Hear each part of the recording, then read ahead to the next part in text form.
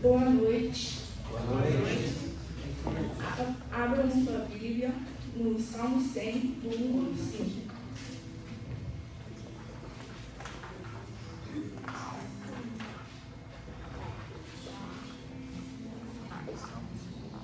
No 1, celebrar com júbilo ao Senhor todos os moradores da terra. Servir ao Senhor com alegria e apresentai voz a Ele com canto. Sabei que o Senhor é Deus, foi Ele e não nós que nos fez povo seu e ovelha do seu pasto. Entrar pelas portas dele com louvor e em seus átrios com hinos. Louvai-o e bendizei seu nome. Porque o Senhor é bom e eterna a sua misericórdia e a sua verdade estende-se de geração a geração. Amém. Amém. Antes de começar o culto, eu queria fazer uma oração. Feche seus olhos. Senhor Deus, abençoe cada pessoa que entrou nessa igreja, os que não puderam vir também. Obrigado por tudo, meu Deus. Abençoe cada semana de todo mundo. Amém. Amém.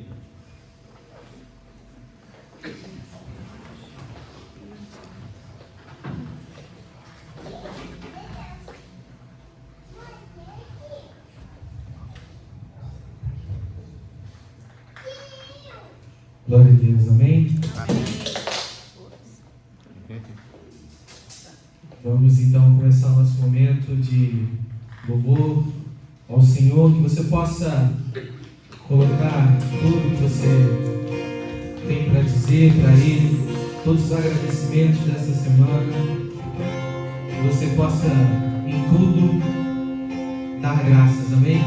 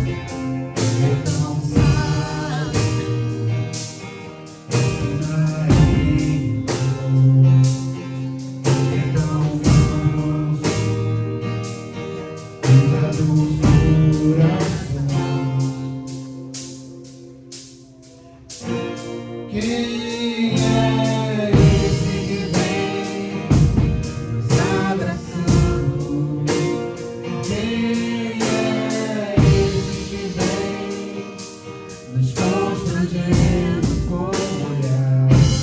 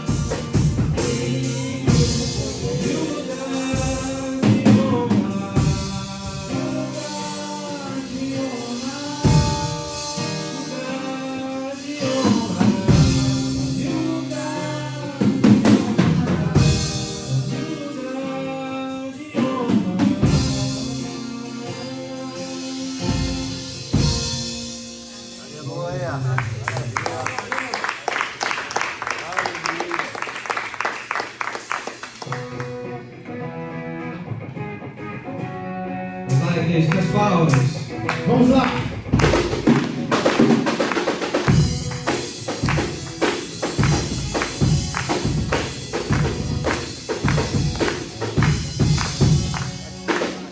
Eu quero trabalhar.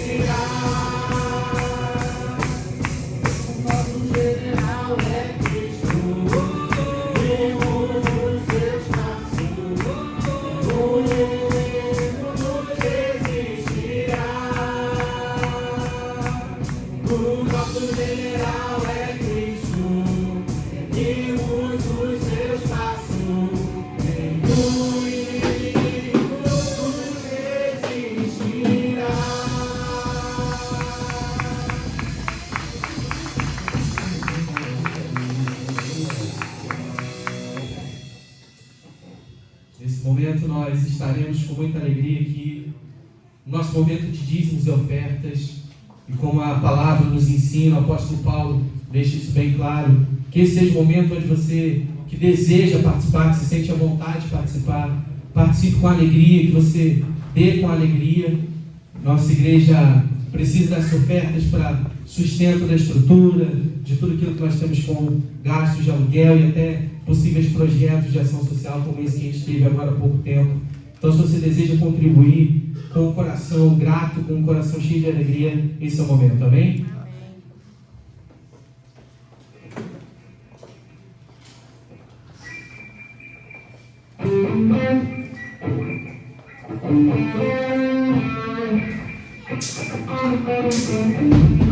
Que é isso, Jesus?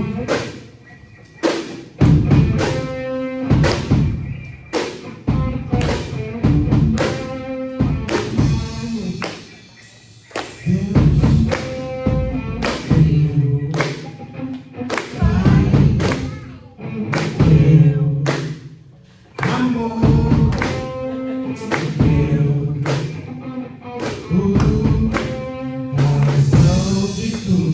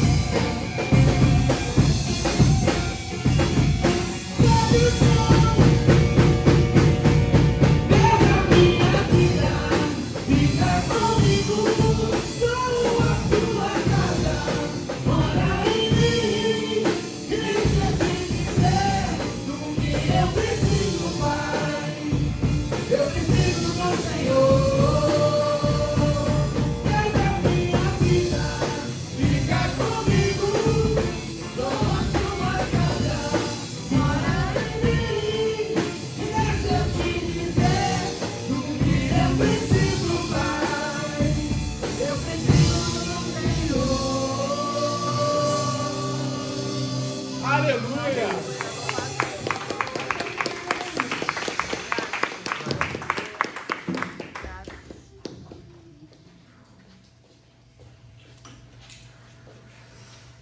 Agora a gente está chamando as crianças aqui para a gente estar orando para elas irem para a salinha.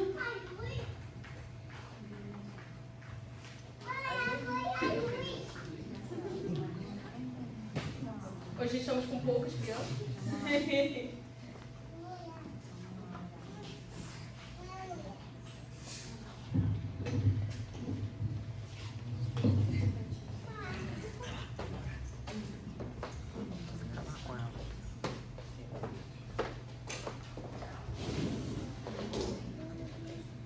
Vamos estar estendendo as mãos para as nossas crianças.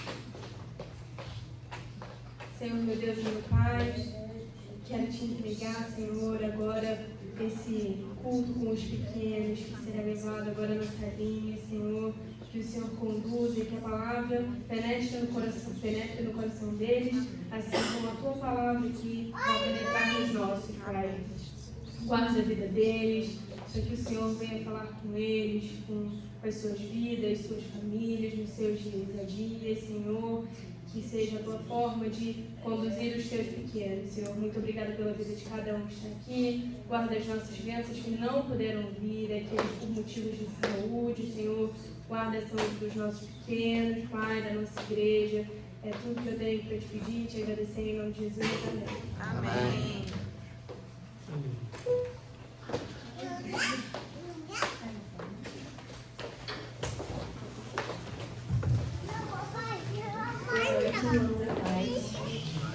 Bom, a gente está entrando agora em setembro, né? Mês do Setembro Amarelo. Então, é o mês da conscientização e prevenção do suicídio. Então, a gente vai ter, dia 27 de setembro, uma palestra e uma mesa redonda no nosso sistema. Terça-feira, a gente tem a quentinha solidária, de Jota de Help, às 7 horas da noite. Domingo, às 9 horas da manhã, na Escola Bíblica. Domingo, às 6h30, o culto de Santa Ceia. E no segundo sábado, dia 13 de setembro, o piquenique da família. Então, gostaria de convidar o Juan para iniciar a pregação. A gente vamos fazer uma oração. Senhor, nosso Deus, nosso Pai, quero te agradecer pelas nossas vidas, pela nossa saúde, pela oportunidade de estarmos aqui hoje. E te peço hoje, de forma especial, pela vida do teu filho Juan, toda a tua família, que ele possa continuar seguindo os passos do Senhor, levando tua palavra para onde ele for, e que hoje ele possa ministrar uma palavra inspirada no Espírito Santo de Deus, e que possa vir a tocar nos nossos corações. Em nome de Jesus, amém.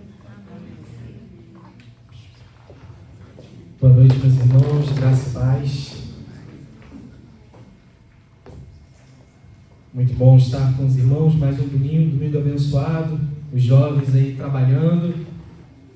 É uma bênção poder ver os irmãos se desenvolvendo no ministério, cada um à sua maneira servindo na igreja, né? A gente fica muito, muito contente.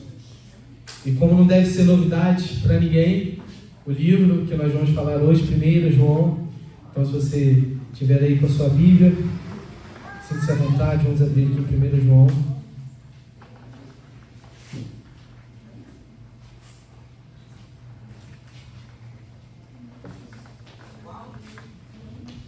João, capítulo 2. Nós vamos ler exatamente onde nós paramos, a partir do versículo 15, amém? 1 João 2, nós vamos ler do 15 ao 17.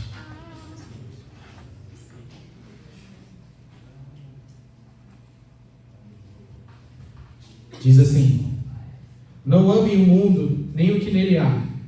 Se alguém ama o mundo, o amor do Pai não está nele. Pois tudo que há no mundo, a cobiça da carne, a cobiça dos olhos e as tentações dos bens, não provém do Pai, mas do mundo. O mundo e a sua cobiça passam, mas aquele que faz a vontade de Deus permanece para sempre. Amém? Vamos orar mais uma vez, incline sua cabeça, feche seus olhos. Meu Deus, nosso Pai, queremos Te louvar e Te engrandecer por esse culto de domingo, por mais uma vez o Senhor reunir o Teu povo nessa igreja para prestar o nosso culto a Ti. Que nesse momento agora da pregação da palavra, o Teu Espírito Santo conduza todas as coisas, que não seja aqui a minha opinião, mas seja a palavra que o Senhor revelou a nós, ministrada aos corações, e que nós tenhamos o coração aberto, a mente aberta para receber a Tua palavra nesse lugar, nessa hora, e que ela possa ser vivida em nossas vidas, no nome santo de Jesus. Amém e amém. Meus irmãos, mais uma vez gostaria de falar um pouco sobre o contexto no qual João escreve essas palavras que nós lemos. Se os irmãos aqui já acompanharam outras pregações nesse livro, sabem bem que o apóstolo ele não direciona essa carta a uma igreja específica, que era uma coisa comum. É só olhar pelo exemplo de Paulo. Ele escreve a primeira carta à igreja em Corinto. Ele escreve uma carta à igreja em Roma. Ele vai assim direcionando cada uma de suas cartas a uma igreja específica. E é claro, essas cartas depois eram espalhadas por todas as igrejas. E assim a gente foi tendo a construção do que hoje nós chamamos de Novo Testamento. São a reunião desses textos inspirados pelo Espírito Santo, que a igreja ia juntando conforme ia recebendo esses textos e reconhecendo a sua inspiração. Mas João aqui, ele se direciona já a várias igrejas, logo de cara. É uma das cartas que nós chamamos de cartas gerais. E João, ele vai direcionar a várias igrejas da Ásia Menor, ele diz isso logo no primeiro capítulo. Então nós podemos ler logo no primeiro capítulo essa ideia de que João ele está falando a várias igrejas. Um exemplo disso nós tratamos em uma pregação anterior, é quando ele fala meus filhinhos, né? Que João ele não está dizendo necessariamente às crianças ou aos mais novos daquela igreja, mas ele está se referindo a todos, dizendo que todas aquelas igrejas às quais ele escreveu essa carta eram filhos adotivos através do Espírito Santo, nessa grande família de Deus Pai. Então é nesse contexto onde João está falando com várias igrejas, com várias realidades daquela época onde havia muita perseguição, mas principalmente os primeiros hereges, os primeiros falsos ensinos da igreja começaram a surgir nesse período que João escreve essas palavras. Se nós nos lembrarmos, o capítulo 2 é justamente o capítulo onde ele aborda a questão das fases da vida cristã, que foi o último tema que nós tratamos aqui juntos. E então, ele diretamente já entra no assunto do amor ao mundo. Gostaria de já então agora começar o primeiro versículo, versículo 15. Não amem o mundo, nem o que nele há.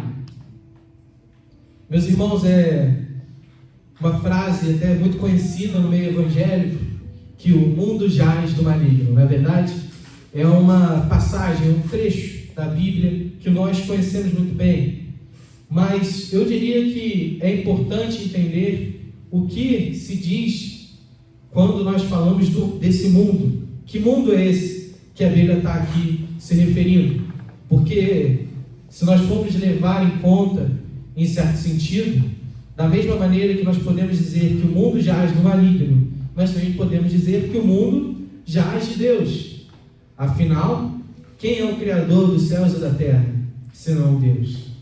Se todas as coisas vêm de Deus, então como pode ser que o mundo jaz do maligno, né?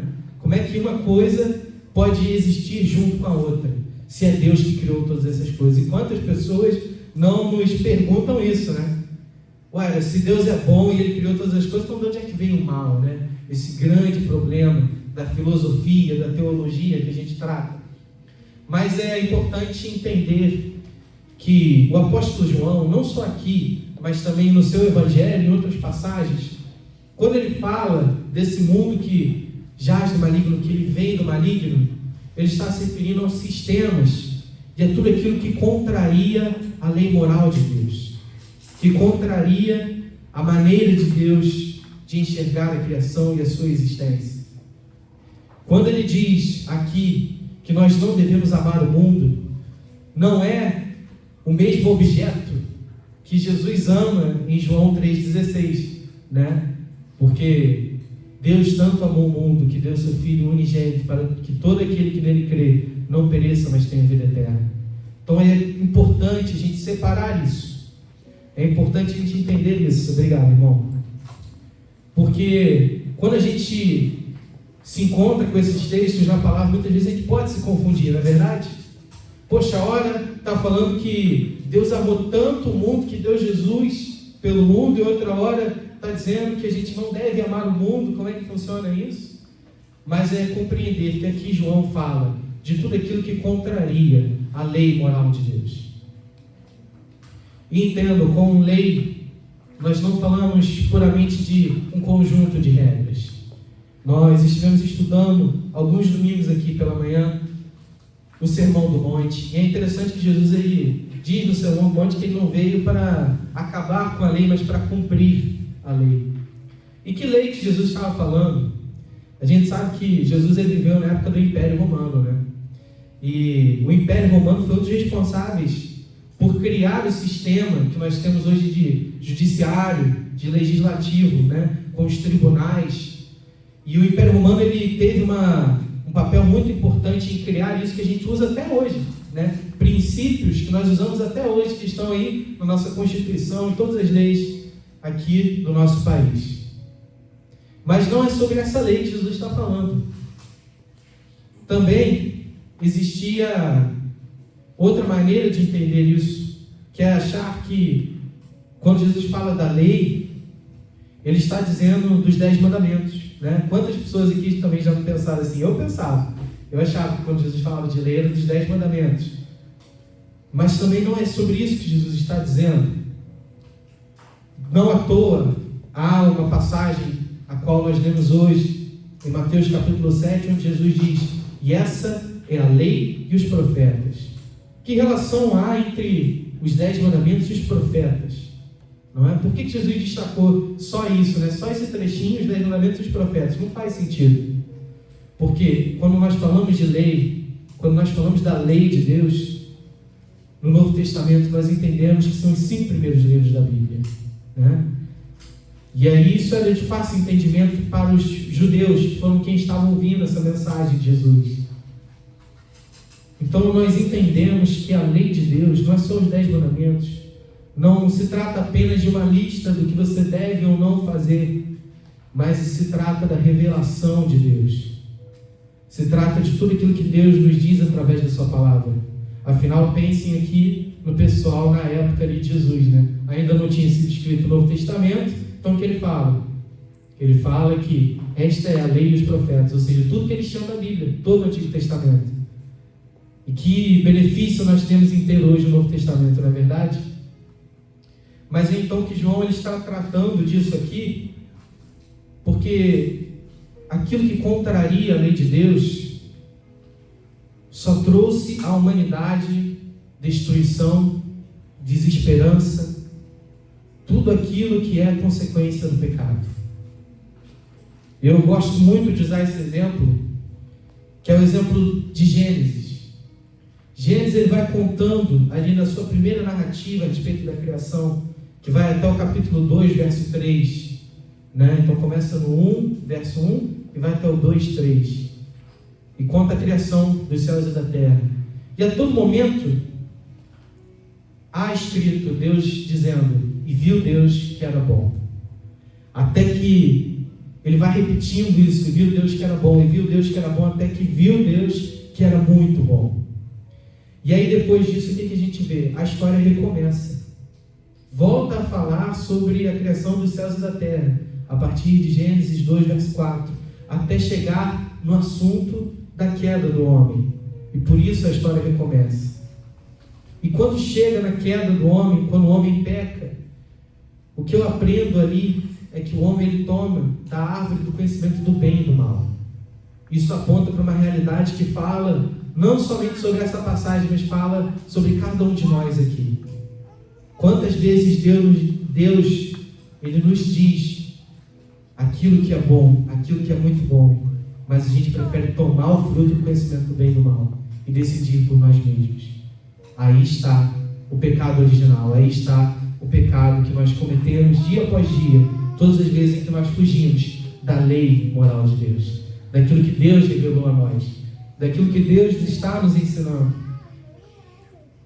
O primeiro ponto que eu gostaria de destacar é que, se nós queremos, como o apóstolo nos manda, não sermos apegados ao mundo e aos valores que a gente vê por aí, que contrariam a nossa fé, então nós precisamos confiar em Deus. Nós precisamos acreditar naquilo que Ele nos revelou.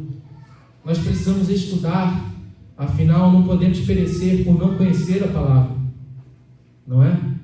Isso é muito importante nos dias atuais, porque a vida não é como aqueles filmes de super-herói, onde fica muito claro qual é o vilão e qual é o mocinho. Na vida real a gente encontra que as coisas não são preto no branco, mas sempre tem os tons de cinza que a gente tem que discernir. Sempre há aquela teologia que vai misturar coisas boas, vai pegar coisas da palavra e vai inserir nesse meio um fermento de falsos ensinos. Sempre vai ter igreja fundamentada na palavra, mas legalista e hipócrita. E como Jesus ele nos adverte, né? O fermento, quando ele é colocado na massa, não importa o quão pouco seja, ele vai levedar toda a massa.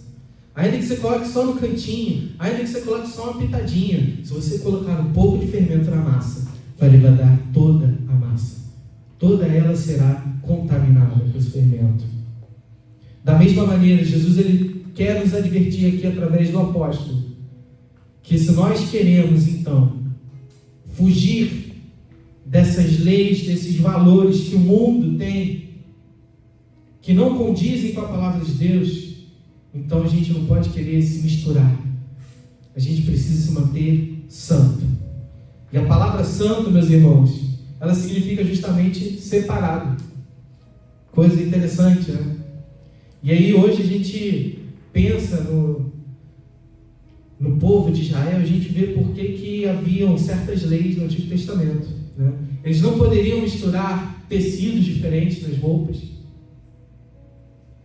Eles não poderiam fazer uma série de coisas relacionadas aos animais impuros, né, como os porcos, que eram considerados e são até hoje pelos judeus animais que eles nem chegam perto, preferem nem ter contato nem indireto. Por quê? Porque Deus ele estava comunicando que aquele povo ele precisava ser separado, precisava ser diferente. Isso se cumpre plenamente em Jesus Cristo, que mesmo sendo 100% Deus, encarnou, foi 100% homem, é 100% homem, e ainda sendo 100% homem, viveu totalmente distante do pecado. E na sua vida sem pecado nós encontramos a nossa salvação. Se nós queremos nos achegar a esse Jesus, Ele não nos convida a consertar a nossa vida antes de se achegar a Ele, mas que nós possamos vir a Ele como nós estamos, que a gente possa ir até Ele como estamos, e então viveremos uma vida de busca por essa santidade, por sermos separados. No versículo 15 ainda, o apóstolo diz: se alguém ama o mundo, o amor do Pai não está nele. Também no Sermão do Monte, Jesus ele vai falar uma coisa interessante a respeito do dinheiro, né? Jesus ele vai dizer que não é possível servir a dois senhores. E ele conclui: não tem como você servir a Deus e ao dinheiro. Dependendo da tradução, né? A Deus e a Mamon, que era uma divindade da época reconhecida por estar relacionada ao dinheiro e à ganância. O que nós entendemos então? Que tudo aquilo que toma a frente da nossa vida, tudo aquilo que entra na frente de Deus como prioridade na nossa vida, é um ídolo do nosso coração. João Calvino, grande teólogo da Reforma Protestante, ele tem uma frase que fala muito bem sobre isso, que é o coração do homem é uma fábrica de ídolos. E como isso é verdade? Se antigamente os ídolos, né, das nações, dos povos, das tribos, era Poseidon, Zeus, Júpiter, e todas essas divindades que nós conhecemos e que às vezes estudamos na aula de história, e a gente fica olhando, caramba, como é que o povo realmente acreditava nisso, né? A gente fica curioso, porque hoje isso vira uma coisa de filme, né, de quadrinhos, e sai da nossa realidade e a gente pensa, caramba, teve gente que já foi devoto de Zeus, né? A gente fica pensando, como é que pode, né, a humanidade ter pensado que uma coisa dessa realmente era verdade. E hoje a gente trata isso só como ficção, e a gente pode se iludir achando que estamos mais evoluídos. Mas qual que é a grande verdade? É que a humanidade não parou de fabricar esses falsos ídolos, mas agora eles são talvez muito mais ardilosos, muito mais sutis, e nós muitas vezes não percebemos. As redes sociais, a busca por status, a busca incansável por dinheiro, tudo aquilo que nos tira de Deus, tudo aquilo que tira a nossa prioridade, que tira a nossa visão fixada no alvo que é Cristo, se torna um ídolo do nosso coração. Aquilo que você mais ama, aquilo que você não pode viver sem, e eu tenho certeza que passou aí na tua cabeça algumas coisas que você muito ama e que você pensa que você não consegue viver sem. Se em primeiro lugar, aquilo que você não consegue viver sem, aquilo que você mais ama, não for Deus, então essa coisa é o ídolo do seu coração. E isso não é uma coisa difícil de acontecer, muito pelo contrário. Eu diria que é natural que a gente pense assim, que a gente viva assim. Afinal, nós lutamos uma guerra espiritual, que não é contra carne nem sangue, mas contra principados e potestades. A guerra espiritual que nós batalhamos é uma guerra contra a nossa própria natureza. É uma guerra contra o pecado da nossa carne, contra os desejos da nossa carne. E a gente precisa batalhar contra isso. Porque o que vai ser natural é, a partir do momento que você sai do fogo, você parar de orar, você esquecer de Deus. É a partir do momento que a sua oração é atendida, você parar de vir à igreja, parar de se relacionar com Ele no teu dia a dia. Por quê? Porque a partir do momento que nós temos os nossos problemas resolvidos, quantas vezes a gente não relaxa? Não é verdade? Quantas vezes a gente não se deixa ali esmorecer? E é nesse momento em que outras coisas tomam a prioridade na nossa vida. Às vezes descanso, às vezes trabalho, às vezes até a sua própria família pode ser um ídolo do seu coração. Por isso nós precisamos ter esse discernimento de compreender que até mesmo as coisas boas, se forem mais amadas do que Deus no nosso coração, se tornam ídolos para nós. Então que a gente possa em tudo lembrar das palavras de Jesus quando Ele resume os mandamentos, que é amar o Senhor, nosso Deus, acima de todas as coisas, e ao próximo como a nós mesmos. Amém? E é então que João ele segue falando sobre esse assunto, agora dizendo justamente sobre essa guerra espiritual contra a carne. Ele diz no versículo 16: pois tudo que há no mundo, e ele exemplifica, a cobiça da carne, a cobiça dos olhos e a ostentação dos bens. A cobiça da carne, como a gente já começou, são os nossos desejos, pelo nosso prazer, para satisfazer o nosso prazer. Eu hoje tenho cursado psicologia na Unifeso, e lá a gente tem estudado alguns autores interessantes que me chamaram a atenção. Um deles é o tão famoso Freud, né? O pai da psicanálise, digamos também até da própria psicologia. E é curioso que Freud ele vai, nos seus livros, desenvolver o conceito de desejo. E para Freud, o desejo ele se constitui a partir da falta. Ou seja, você deseja porque você sente falta de algo. Outro autor interessante que propõe algo totalmente diferente, na verdade uma dupla de autores, Deleuze e Guattari, e eles vão propor, a partir de uma abordagem chamada esquizoanálise, que o desejo não é a falta, mas o desejo é a potência. O desejo é aquilo que te move a fazer alguma coisa. O desejo, ele cria a realidade, ele produz. E então vários pensadores vão falar sobre essa questão do desejo, mas o que me chama muita atenção é que não necessariamente esses homens estão errados a respeito do desejo humano, mas eles não têm a revelação completa. Eles têm apenas uma revelação de uma graça geral que se achega até o entendimento deles, que pode ser aferida pela ciência, mas falta algo. O desejo do nosso coração, as inclinações do nosso coração, ela é má, porque em nós habita o pecado. E nos desejos da carne, só há algo que pode preencher a falta. Só há algo que pode ser um desejo que vai produzir algo bom para a sua vida. E esse algo é uma pessoa, é Jesus Cristo. Só Jesus, ele pode cumprir a falta que há no seu coração. Só Jesus pode ser aquilo que você, ao desejá-lo, vai produzir boas realidades. Muito mais do que boas realidades, mas todo um reino de uma eternidade que Jesus tem preparado para aqueles que o amam. Então a nossa reflexão deve ser: como eu posso ver em Jesus a satisfação das minhas necessidades? E como eu posso ver em Jesus aquilo que eu mais desejo?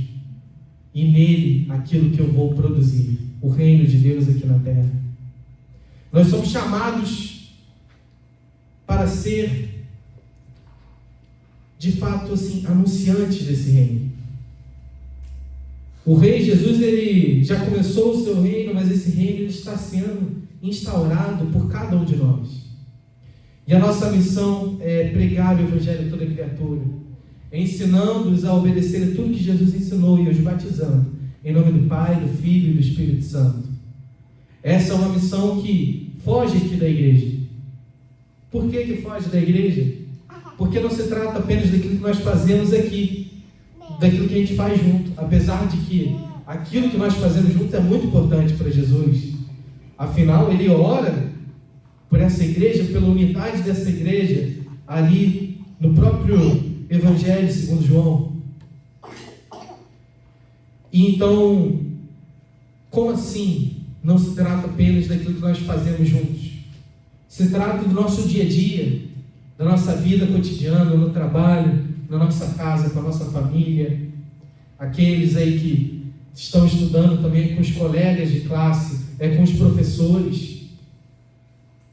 Em todas as circunstâncias, quer comamos, quer bebamos, façamos tudo para a glória de Deus. Quando nós vivemos dessa maneira, nós conseguimos vencer as cobiças da carne. Porque viver para a glória de Deus é entender que ainda que você deseje alguma coisa, você não precisa reprimir o seu desejo, você não precisa se martirizar porque você está com aquele desejo, com aquela vontade pelo mal. Mas você pode entender: ok, isso veio a mim, mas o que eu faço com isso agora? Ok, eu senti vontade de responder aquela pessoa ali na hora, com toda a raiva, com todo o ódio que me subiu, mas o que eu posso fazer com isso agora? Talvez você não tenha todo o autocontrole para responder a pessoa ali na hora, na calma, né? Mas às vezes você vai ter a possibilidade, pelo poder do Espírito Santo, de segurar aquela conversa, esperar, deixar esfriar, a poeira baixar, e aí você conversa com aquela pessoa da maneira que Jesus se agradaria, da maneira que Jesus faria no seu lugar. O Evangelho é sobre isso, é entender que há sim uma carne pecaminosa que só vai ser curada na volta de Cristo, mas há também um Espírito Santo que tem poder para ressuscitar Jesus dentre os mortos, e Ele está habitando em cada um de nós, e habitando em cada um de nós, Ele é o poder que nós temos para vencer essas batalhas. Ele é o poder para a gente olhar para aquilo que a gente sente e falar, ok, o que eu quero fazer a respeito disso? Nós não temos essa possibilidade. Estamos mortos em nossos pecados e delitos. Mas quando recebemos o Espírito Santo, aí a coisa muda de figura. Aí o jogo vira. E é isso que é a boa nova do Evangelho para nós hoje. Os judeus, o povo de Deus no Antigo Testamento não tinha esse privilégio. Os judeus, o povo de Deus no Antigo Testamento precisava viver ali na linha. Precisava sacrificar os animais no templo como símbolo daquilo que haveria de acontecer. E o Espírito Santo não tinha sido derramado sobre a igreja. Então, nós temos um privilégio enorme, que a gente possa se aproveitar disso. Hoje pela manhã nós lemos a respeito da oração, que tudo aquilo que nós pedimos, nós receberemos. E a gente foi analisar o que Jesus queria dizer a respeito disso. E então que nós lemos em Lucas capítulo 11, que Jesus ele conta, é a mesma passagem, né, que está escrito lá em Mateus 7. E Jesus ele vai dizer: todos aqueles que pedirem receberão o Espírito Santo. Há uma promessa de Deus para você nessa noite. E se você crer nela, você receberá. E essa promessa é que se você pedir pelo Espírito Santo de Deus, Ele vai habitar em você e vai guiar toda a sua vida. Que coisa maravilhosa é essa de ter o mesmo Espírito Santo, que mais uma vez eu não me canso de dizer isso, o mesmo Espírito Santo que ressuscitou Jesus dos mortos, habitando em cada um de nós. Se Deus é por nós, quem será contra nós, meus irmãos? Não é verdade? Não é assim que diz a palavra de Deus? Assim também nós cremos. Então, o apóstolo João, ele segue, além da cobiça da carne, há também a cobiça dos olhos. E essa talvez seja o tipo mais puro de cobiça mesmo, né? A cobiça dos olhos é tudo aquilo que nós desejamos, é tudo aquilo que nós queremos, mas que não nos pertence. Não à toa, os 10 mandamentos falam sobre não cobiçar. Não à toa, esse era um tema comum entre os judeus, entre os fariseus e todas as seitas judaicas. Por quê? Porque também é uma inclinação nossa, querer tomar aquilo que não é nosso. A igreja precisa se atentar para esse perigo que nós vivemos sempre com ele à porta. Quantas vezes nós não tomamos, talvez, coisas físicas, bens materiais, mas tomamos propósitos, maneiras de viver, não é? Ideologias, filosofias que não são nossas, que não servem para a nossa realidade, mas nós insistimos em nos adequar àquilo que o mundo está dizendo, àquilo que o mundo está fazendo. E eu não estou dizendo isso contra uma cor de parede de igreja, contra alguma coisa estética, contra algum tipo de música, mas eu estou dizendo a respeito daquilo que, como o apóstolo nos ensina, vai contra a palavra de Deus. E quantas vezes a gente tenta dar um jeitinho brasileiro, né? A gente vai, segue a palavra de Deus, mas em algum ponto ou outro a gente vai mais, a gente é mais fã daquilo que fulano pensa, ou daquela maneira que Beltrano nos ensina a pensar. Eu vejo muito isso na opinião pública.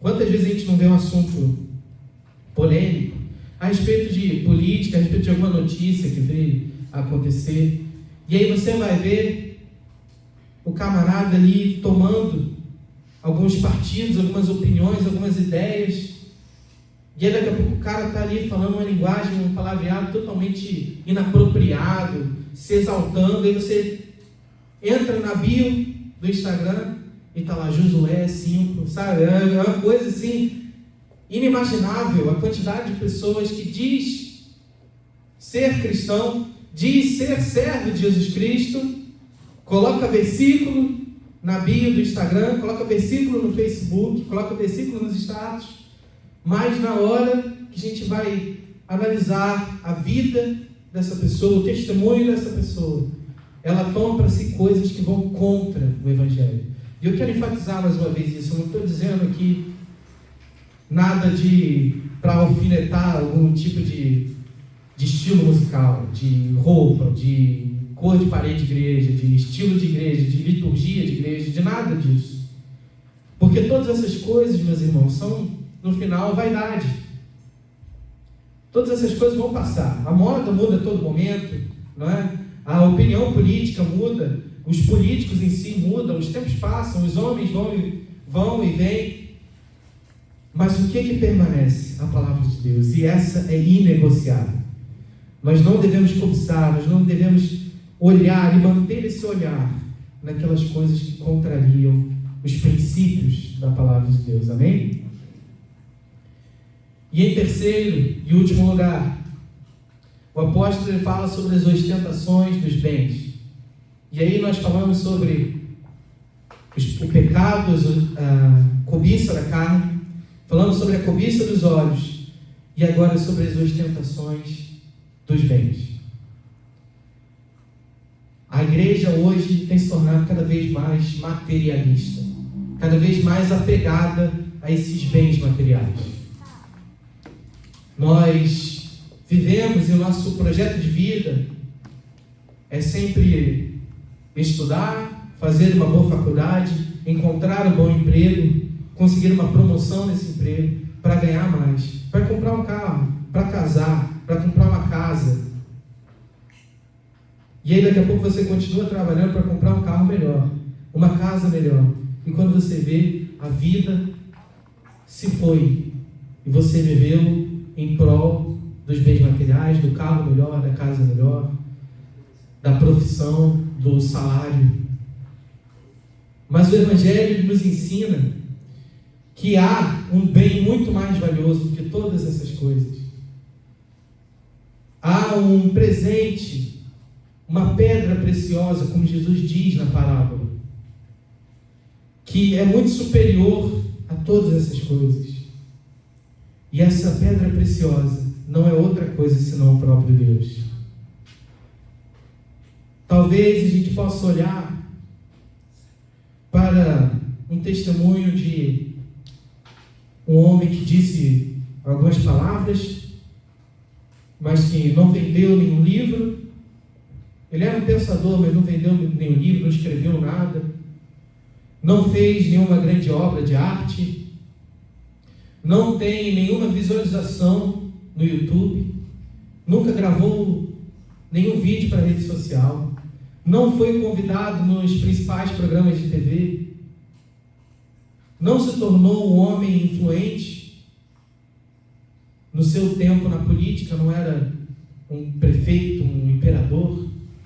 E talvez aos olhos da humanidade, a gente olha para esse exemplo desse homem, a gente fala que é um exemplo de fracasso. Mas talvez a gente se assuste quando a gente pare para pensar que Jesus se encaixa exatamente no exemplo desse homem. Jesus por si próprio não deixou nada escrito, não deixou nenhum material midiático da sua época, não ficou grandemente conhecido na sua época pela mídia, não se tornou um governante como muitos judeus esperavam, né? A expectativa messiânica dos judeus, ele fica falando, caramba, como pode, né? Jesus vai lá e faz tudo o que fez e os judeus não creram. Mas a grande verdade é que os judeus esperavam um Messias que ia acabar com o Império Romano. Porque há essa promessa de libertação. Mas eles não compreenderam que Jesus ele estava criando um império de corações. Eles não entenderam que Jesus ele já estava governando os corações. E não entenderam que Jesus ele vai voltar. E quando ele voltar, ele vai reinar em glória. Mas será que a gente consideraria o testemunho de Jesus alguém que depois, no final da vida, morreu? Uma história de sucesso?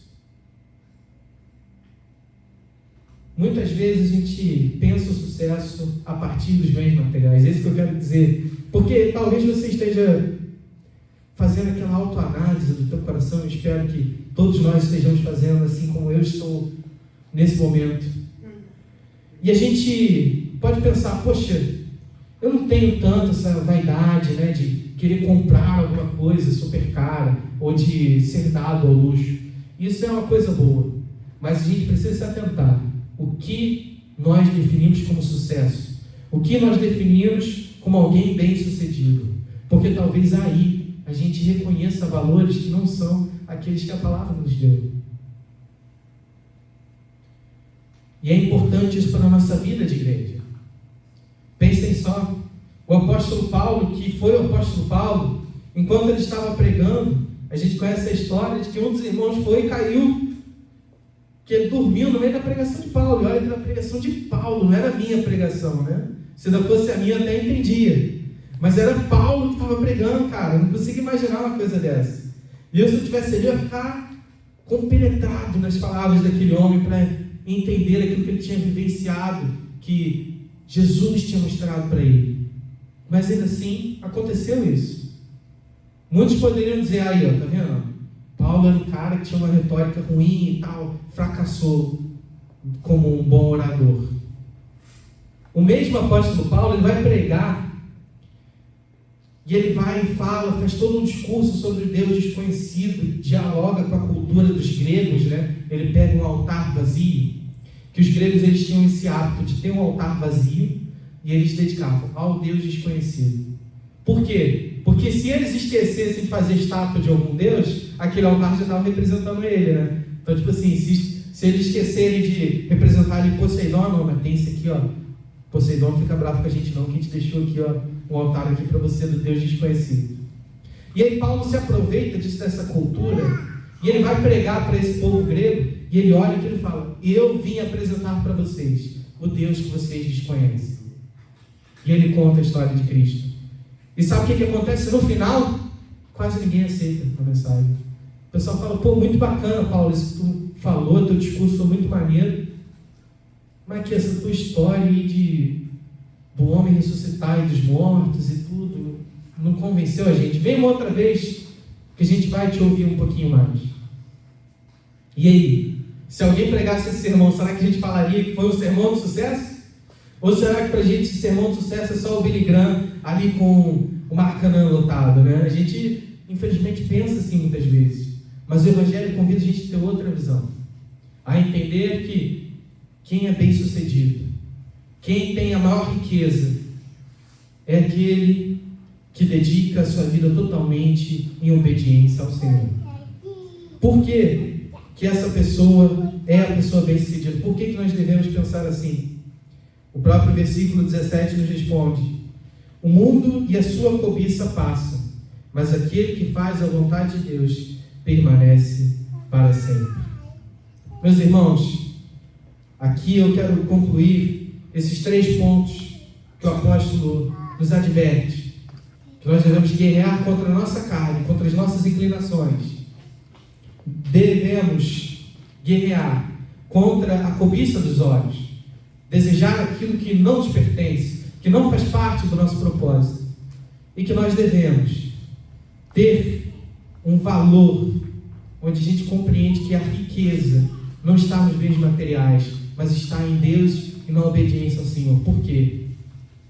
Porque a nossa carne, meus irmãos, ela vai passar. Só tem 2 possibilidades.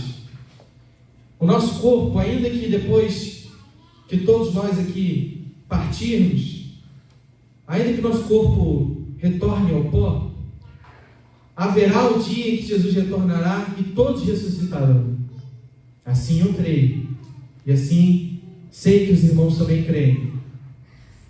Se todos ressuscitarão, só há 2 opções. Ou a nossa carne será atirada no lago de fogo e ali passará o resto da eternidade e não terá valor nenhum.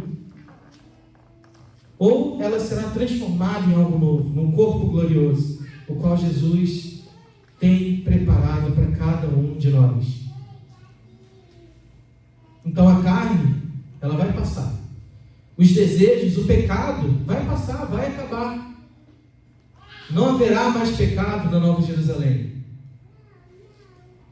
A cobiça dos olhos também é algo que é passageiro.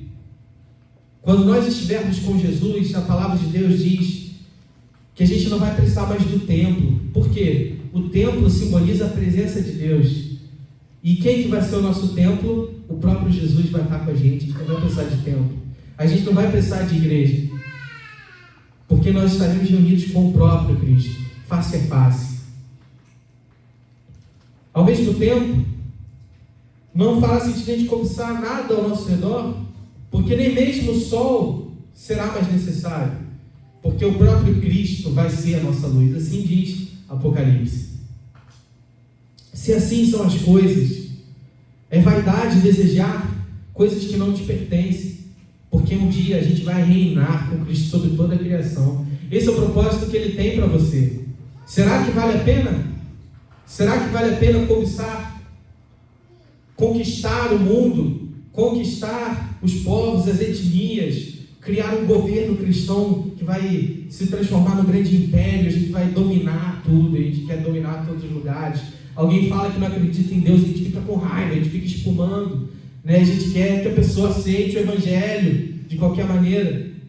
Será que vale a pena lutar por essas coisas, se no final tudo vai ser passageiro e aqueles que perseverarem vão reinar com Cristo sobre toda a criação? Então não faz sentido a cobiça dos olhos. E por último, também não faz sentido a cobiça dos bens materiais. Esse é o mais simples de entender. Há uma descrição também em Apocalipse a respeito da rua que nós vamos caminhar, que nós vamos pisar. Em Apocalipse diz que esse chão que nós pisaremos, ele é feito de ouro. O ouro que hoje é tão cobiçado, que é algo luxuoso, que é algo que guia a economia como nós a conhecemos, é o valor do ouro, né? Vai servir para nada mais, nada menos do que para a gente pisar, para a planta dos nossos pés. Os bens materiais, eles também vão passar. Tudo vai passar. E é então que o que vai permanecer? Aqueles que obedecem a Deus e seguem a sua vontade. Porque aqueles que obedecem a Deus vão viver com Deus por toda a eternidade. Deus, ele não é um Deus mau, não se engane. Ele não quer que ninguém vá se perder. Ele não quer que ninguém seja lançado no inferno. Pelo contrário, Deus deseja que as pessoas ouçam a sua voz. Mas Deus, ele também não quer obrigar ninguém a viver a eternidade com Ele. Se hoje você não vive uma vida com Deus, não se preocupe, Deus não vai te obrigar a viver uma vida com Ele na eternidade. É uma mensagem dura, é uma mensagem difícil, mas é a mensagem que Deus revelou a nós. E eu garanto que vale a pena. Vale a pena porque, ainda que a gente ainda não viva essa realidade, a gente está no reino do já e do ainda não. Um reino que Jesus já começou, mas ainda não está completo.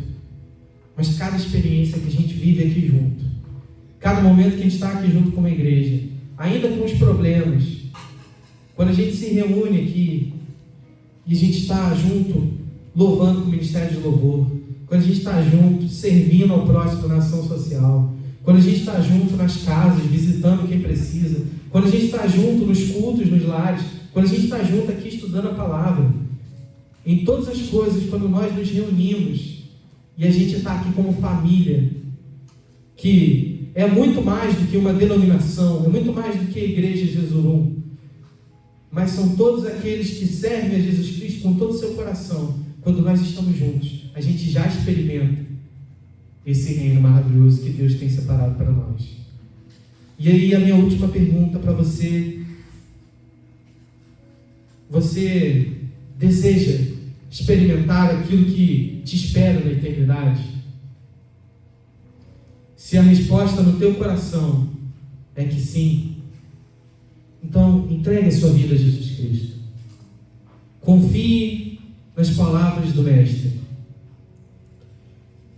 E não é muito difícil se chegar a essas palavras, não é difícil chegar àquilo que nós precisamos acreditar, naquilo que a gente precisa viver. Porque Deus, Ele nos revelou através da palavra e nos deu um caminho, que é a oração. Independente do que aconteça, lembre-se, e aí eu retorno a respeito da oração que nós falamos hoje, domingo de manhã. Assim como aqueles que pedirem pelo Espírito Santo, receberão. Aqueles que buscam em Jesus o sentido da vida, encontrarão o sentido da vida.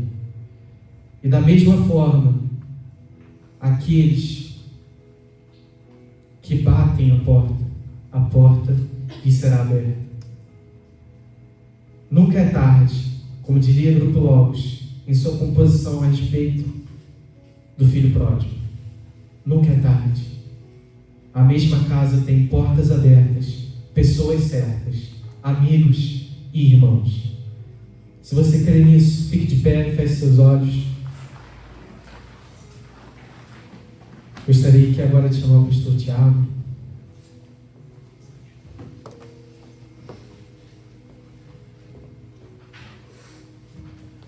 Amém. Palavra abençoada, né, irmãos? Como o Juan disse, na casa do Pai tem sempre uma porta aberta. Na casa do Pai tem sempre o Pai esperando você de braços abertos. Antes da gente orar, eu queria saber se tem alguém aqui que deseja vir aqui na frente, receber uma oração. Tem alguém que sentiu no coração de voltar para a casa do Pai. Amém. Você pode dar um forte aplauso ao Senhor.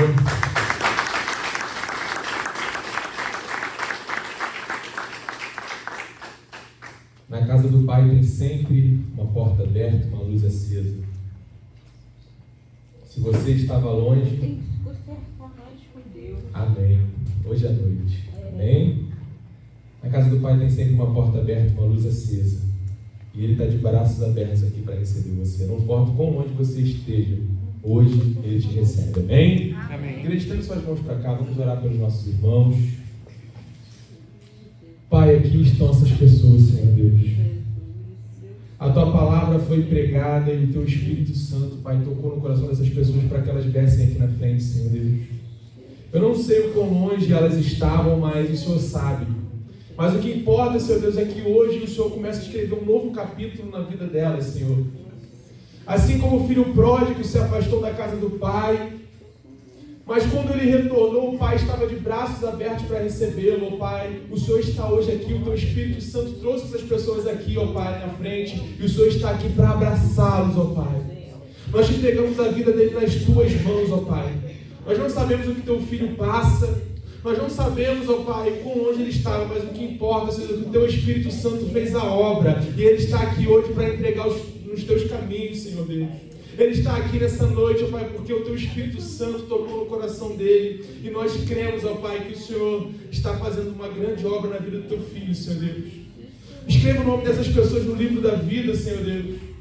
Que essas pessoas, ó Pai, possam, Pai, caminhar contigo cada vez mais. Fortaleça eles, Senhor Deus. Que o Teu Espírito Santo venha fortalecê-los, venha ajudá-los, ó Pai, nessa noite.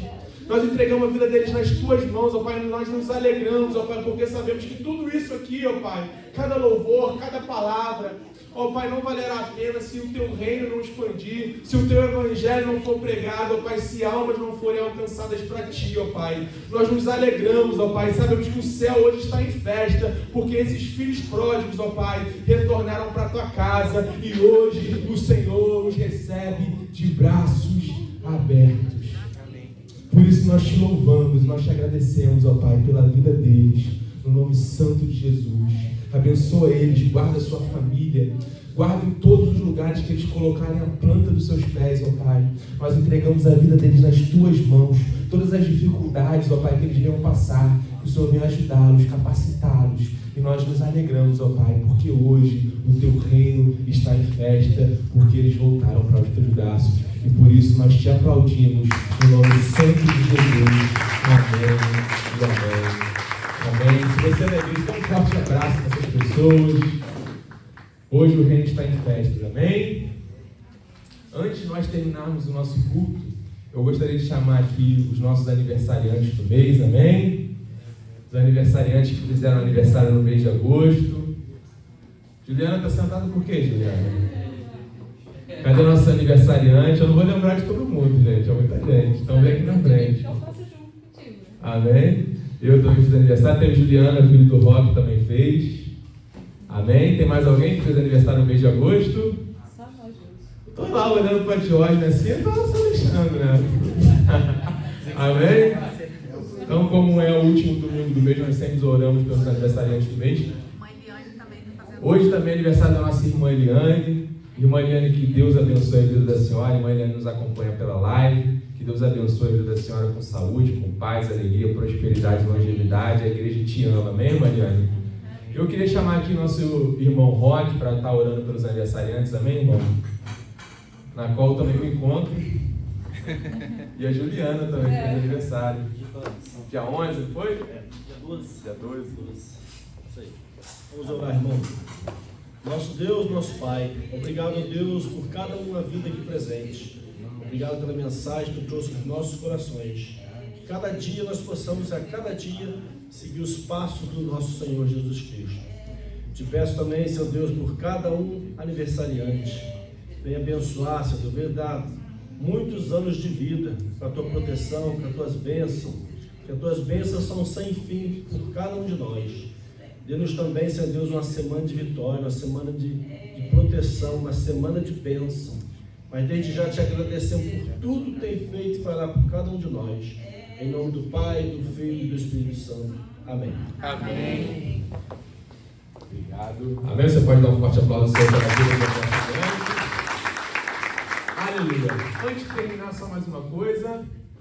Eu coloquei lá no grupo da igreja, que Cristal falou aqui, no segundo sábado de setembro. Segundo sábado de setembro. Guarde essa data na sua agenda. Nós vamos fazer um piquenique da família.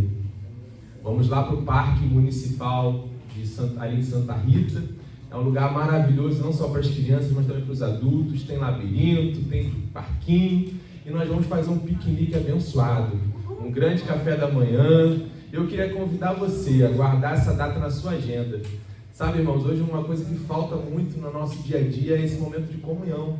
Comunhão da família, comunhão das crianças, pisar na grama, brincar com a natureza, contemplar o milagre universal que é a criação, amém? Então guarde essa data, não falte, vai ser bênção, tenho certeza. Se você não tiver carro, nos fale que a gente vai fazer um mutirão, a gente dá carona, mas eu tenho certeza, é importante você participar e ser abençoado do nosso piquenique da família, amém? Domingo que vem é o culto de Santa Ceia. Olha, a pessoa que está do seu lado e fala assim, não falte, fale, é Santa Ceia. E culto de Santa Ceia, nós teremos após o nosso culto de Santa Ceia um momento de comunhão, uma jantinha aqui para a gente poder, após a Santa Ceia, ter um momento de comunhão, amém? Nós vamos colocar isso em prática. Deus tem colocado isso no meu coração. Toda a Santa Ceia nós vamos nos reunir e ter um momento de mesa de comunhão após o culto, amém? Amém. Aleluia. Então eu queria chamar aqui o pastor Cláudio para estar impetrando a bênção apostólica, para que a gente possa ir para os nossos lares em segurança e guardado pelo Senhor, amém? Amém. Graças e paz, amada igreja. Amém. Quantos estão felizes nessa noite? Amém.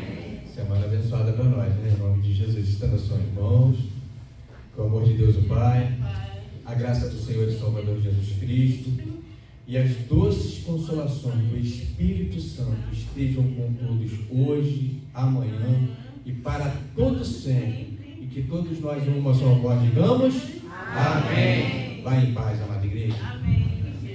Amém. Não saia sem abraçar pelo menos 3 pessoas e falar um setembro abençoado. Como é que você está, meu filho?